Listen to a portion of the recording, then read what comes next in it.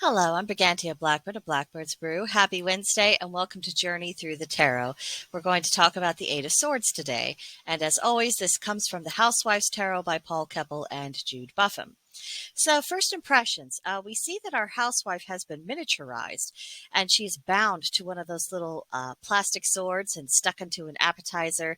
She's trapped. You can see from her face, or at least I hope you can, that she's alarmed and that she doesn't see that there's going to be any particular chance of someone coming along, noticing her predicament, and helping her, at least not anytime soon. And the way the housewife is pictured, it brings to my mind ideas of someone almost being offered up as a sacrifice, which is a pretty unsavory idea, but sometimes as we go through life, that's how it feels. Even though it's not happening in actuality, it feels that way mentally and emotionally. And another thing that occurred to me is the idea of how you can get to a place in life where your troubles feel larger than life itself, certainly larger than you, and it's just too much to handle and that there's nothing you can do. So not the happiest cards in the tarot for sure. So let's go on to what our booklet has to say. It gave us a few key words: indecision, self-restriction, and no-win situations. The description of the card reads, like a chintzy platter of unappetizing hors d'oeuvres, life can offer plenty of no-win situations. The olive loaf looks just as bad as the cocktail weenie on a stick. Don't allow such indecision and second-guessing to restrict you. Though they're probably all revolting, you've got to try something or starve. Why not take a stab at the mushroom puff? It seems to be the lesser of many evils. If you gag, you can always discreetly hide it in your pocketbook and try something else. See, there's always a way out of an embarrassing situation.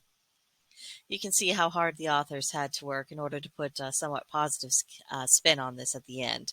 So when this comes up in a reading, first thing to consider is that your querent may have put off making a necessary decision for far too long, and as a consequence, their options are now extremely limited.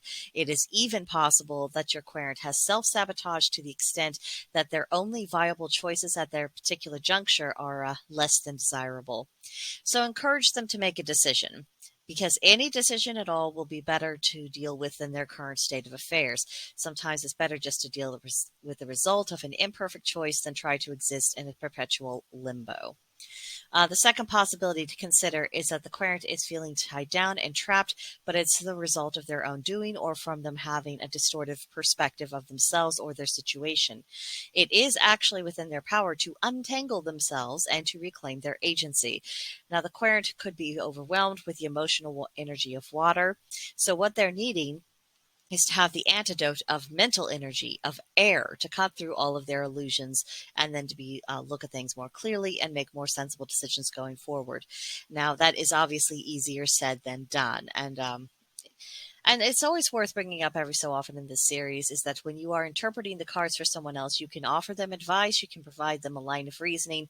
What they do with it, that is entirely up to them. And sometimes people, they can look at a reading, they can hear everything you say, they can acknowledge it, they can see the logical consistency of the message from the universe and the gods themselves, and then they can still choose to remain in their same old self-destructive patterns.